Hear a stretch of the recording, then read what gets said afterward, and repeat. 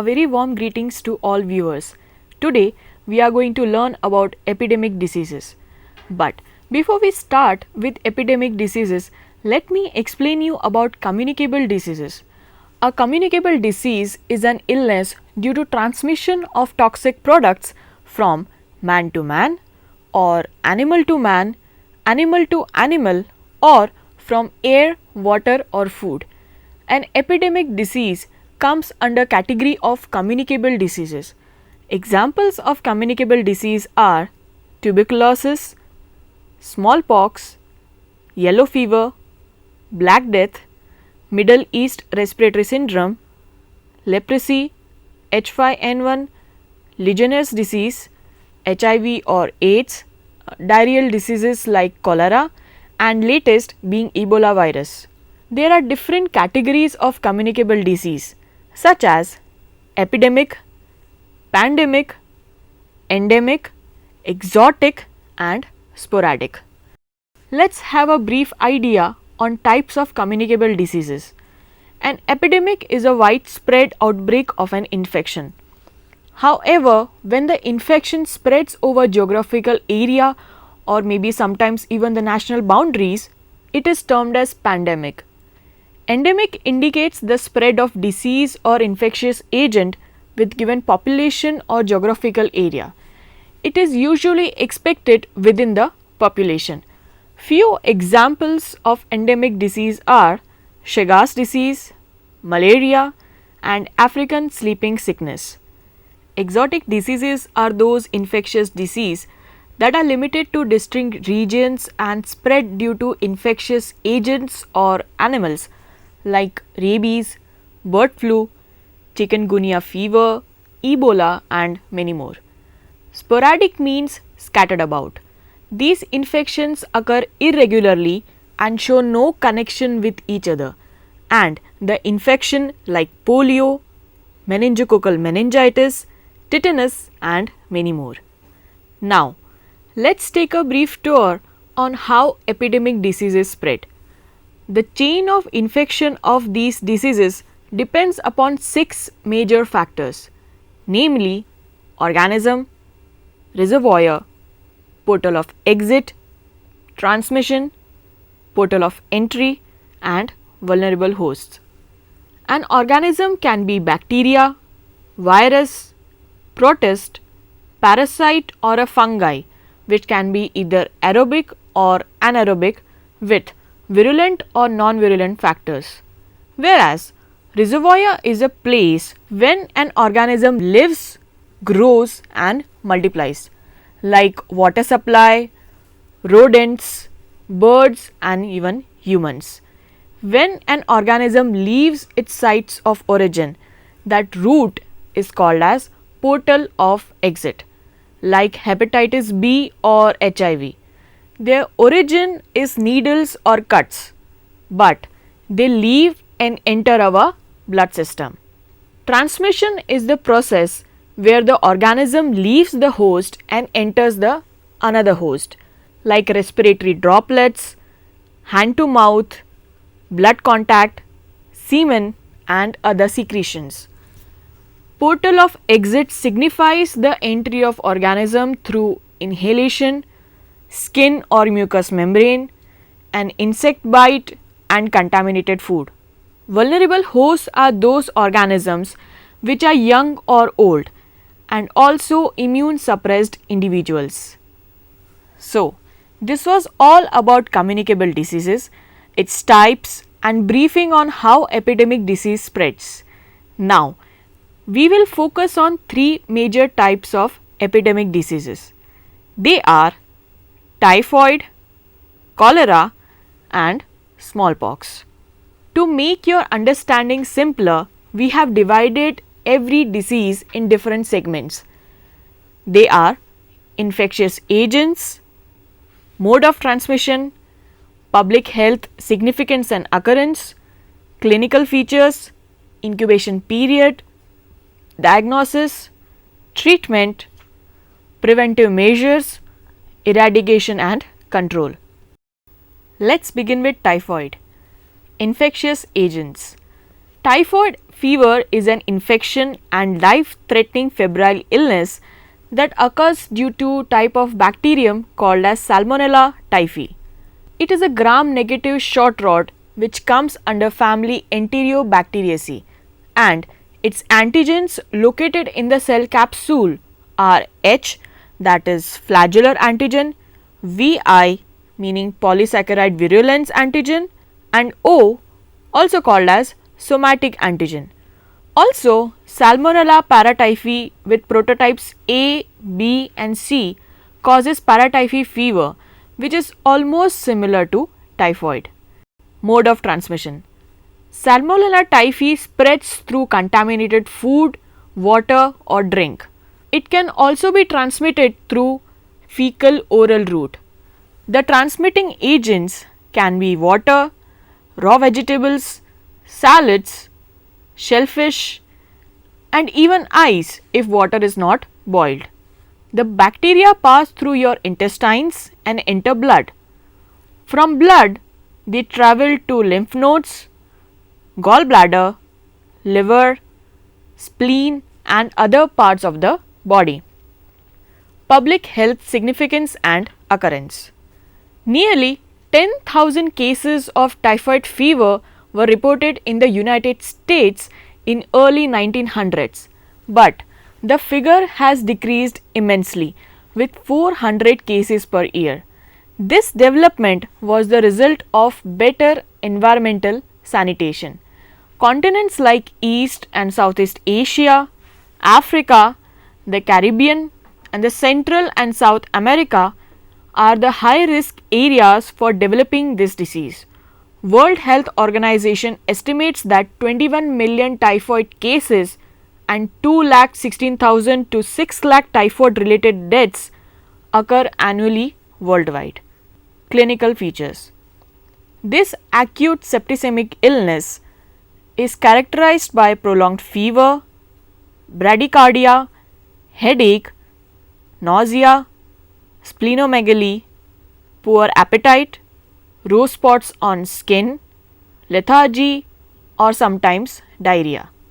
However, the clinical severity varies and severe cases may lead to serious complications or even death. Early symptoms include fever and abdominal pain, fever of 103 degree Fahrenheit or 39.5 degree Celsius or even higher, and severe diarrhea occurs as the disease gets worse.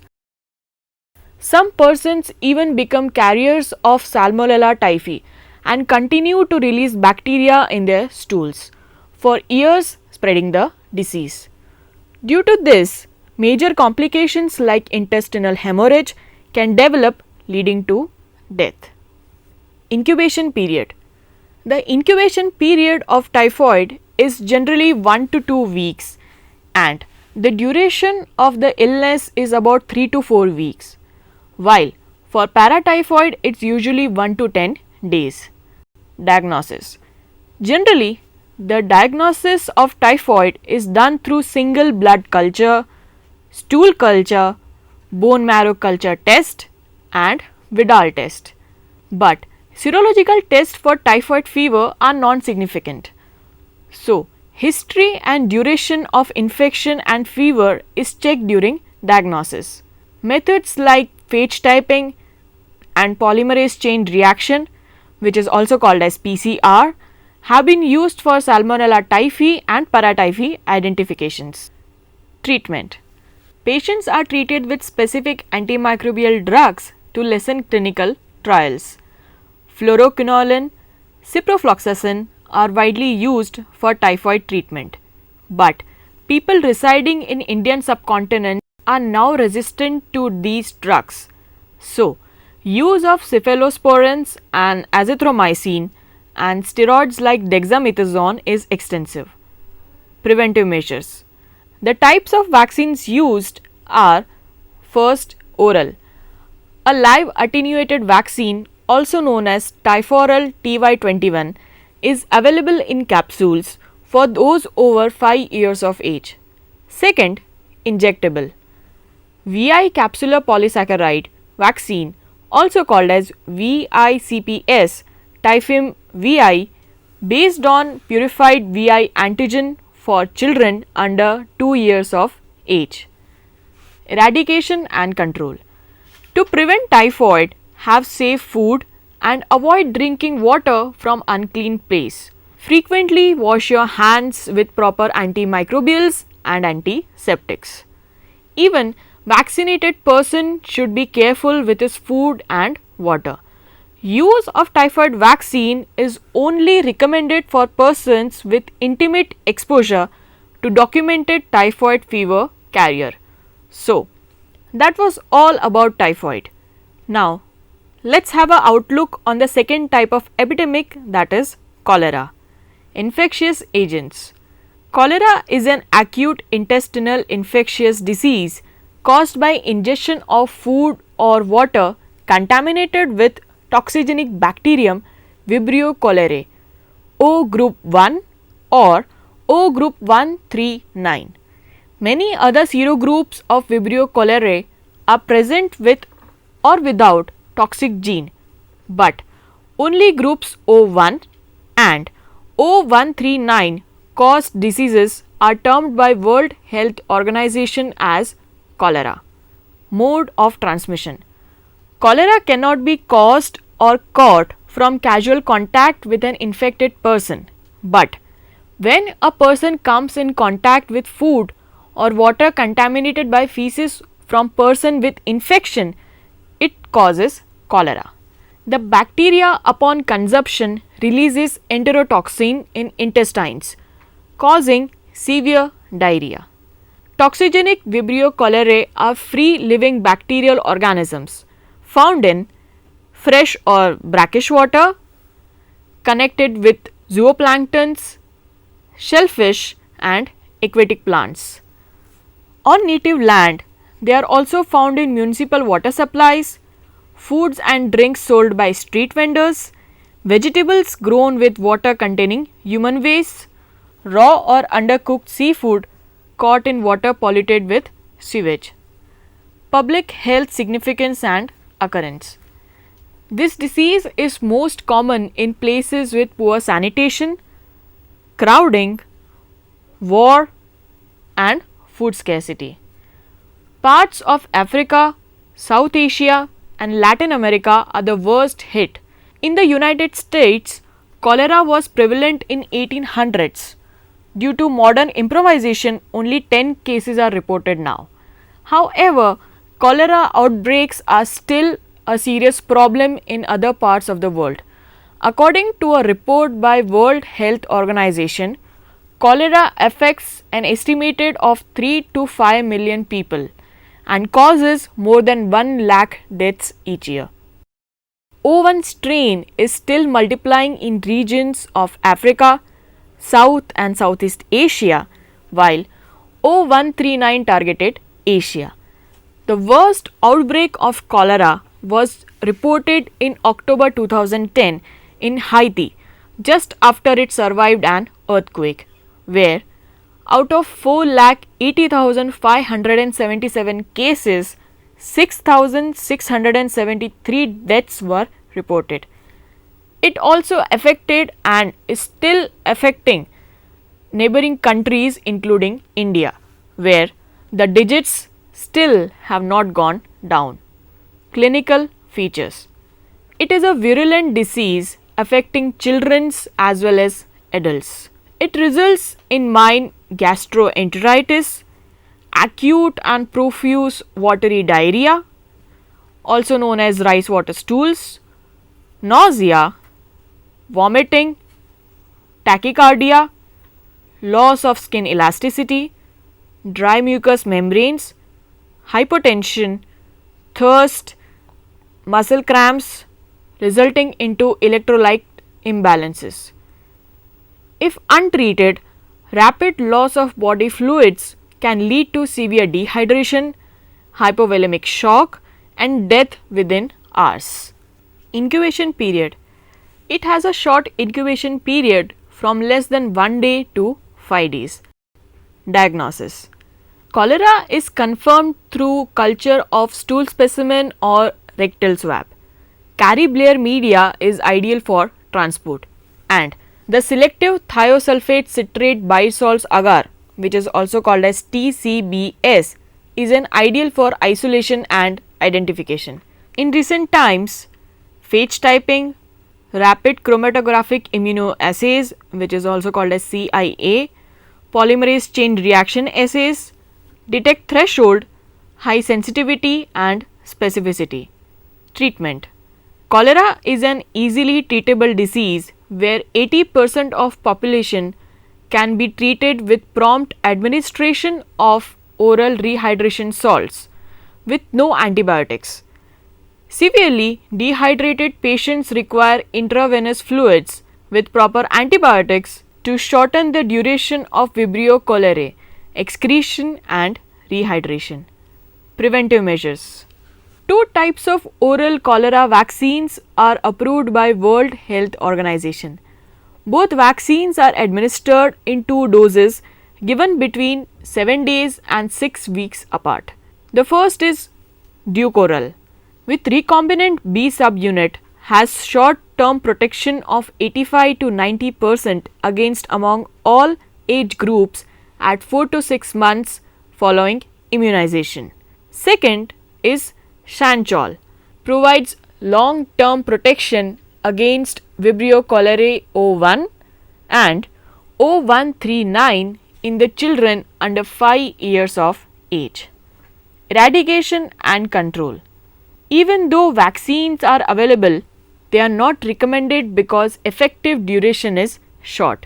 A person can be protected by using boiled water, which is chemically disinfected, and using the water for various purposes like preparing food and washing your body or fruits and vegetables.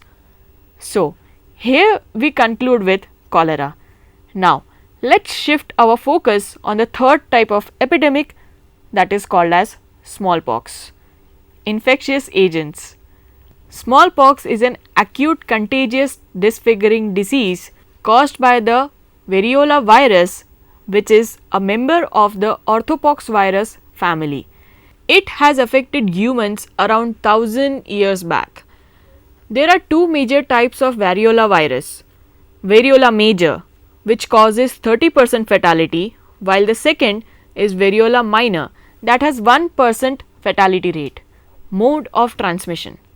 Smallpox is transmitted from person to person via infective droplets, or you can also call them saliva droplets, during close contact with infected symptomatic people. It can also spread via bed sheets and clothing. It is contagious throughout the spread until and unless the last rash falls off. Public health significance and occurrence. Smallpox was one of the world's most devastating diseases known to humanity. It is said that it was first inoculated by Chinese in early 1000 AD and had affected countries like India, England, Turkey and many more. And since then it has affected regions like plague, where people have died without any medications. However, due to modernization in medical science, we were able to achieve success. The last occurrence of this disease was in the United States in 1949. Small outbreak of smallpox was reported in Somalia in 1977. It was declared eradicated in 1980 following global immunization campaign by World Health Organization. Clinical features. After a person is infected with this virus, the symptoms usually occur after about 12 to 14 days. Backache, diarrhea, raised pink rash, excessive bleeding, fatigue, vomiting, high fever are the salient indicators of smallpox. Incubation period. The virus can stay alive between 6 and 24 hours. When present in infected persons, the duration is about 7 to 17 days maximum. During 4 to 6 days, mostly after incubation, it is in the most contagious form, as rash develops in the form of red spots on the body. Diagnosis. Initial diagnosis is based on the history and physical examination. From freshly opened pustule, a swab is taken or a fluid sample from spinal tap is taken and tested. Sometimes cytoplasmic inclusion bodies, also called as Guarneri bodies, evident within the cell notify smallpox infection. For definitive diagnosis, viral cultures, polymerase chain reaction, that is PCR, and enzyme linked immunosorbent assay, also called as ELISA, are performed by isolation of virus and antibody identification. Treatment. Various compounds are being tested for chemotherapeutic agents, but till date no cure or effective treatment exists other than the management of the symptoms. Preventive measures. Vaccine administered up to 4 days after exposure to the virus and before the rash appears provides protective immunity in the preventing infection and lessening the severity of the disease. But in this case, vaccines come with side effects. Eradication and control. Even one case of smallpox is considered as an international public health emergency, and it could be prevented by vaccination of close contacts of those who have been infected. But samples of smallpox virus have been kept for research purposes, which have led to concerns that smallpox could be someday be used as a part of a biological warfare agent, now called as bioterrorism, like anthrax was used in the United States. Summary. In this lecture, we learned about types of communicable diseases, with focusing on major types of epidemic diseases, that is typhoid, cholera and smallpox. Beginning with typhoid, we studied about Salmonella typhi and paratyphi, its symptoms, diagnosis and treatment. The prevention is eat clean, stay clean. Next was cholera, which is still a rage in India, as it mostly occurs due to unclean water and environment. For prevention of cholera, like typhoid, make sure you eat and stay clean. The last part is smallpox, which is now completely eradicated, but humans have suffered since 1000 AD. Main concern for smallpox is its storage in laboratories for research purpose, hence causing the risk of bioterrorism. Therefore, it is necessary to bring awareness to mass about their concerns. I hope you enjoyed and are benefited from this lecture. Thank you.